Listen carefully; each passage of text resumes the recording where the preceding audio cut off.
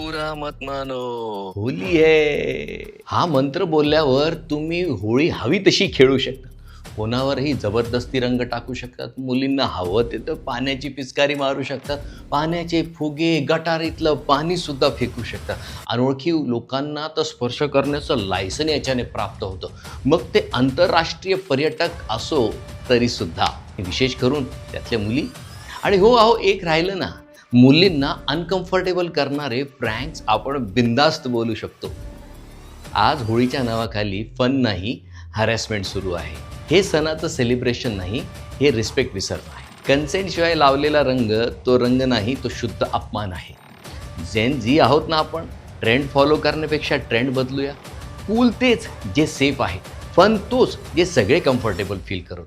खरी होळी तीच जिथे हसू असतं पण भीती नाही, रंग असतात पण जबरदस्ती नाही, जिथे आनंद असतो तोही सगळ्यांसाठी, फक्त माझ्यासाठी नव्हे. रंगपंचमी म्हणजे प्रेम, मैत्री, आनंदाने रंगणे. आपली परंपरा सांगते संयम, सदाचार, सन्मान. जेथे स्त्रीला सुरक्षित वाटेल तोच उत्सव खरा पवित्र. खरी होळी शिकवते आपल्यातलं अहंकार, वाईट विचार आणि वाईट वर्तन जाळणे.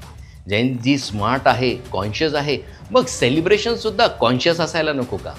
रिअल स्वॅग म्हणजे रिस्पेक्ट, रिअल वाईब म्हणजे सेफ्टी. तर यावर्षी ट्रेंड बदलूया, कारण खरी होळी रंगाने नाही संस्काराने सुंदर होते. यावर्षी टॉक्सिक होळी नाही, रिस्पेक्टफुल होळी खेळूयात. हरे कृष्ण.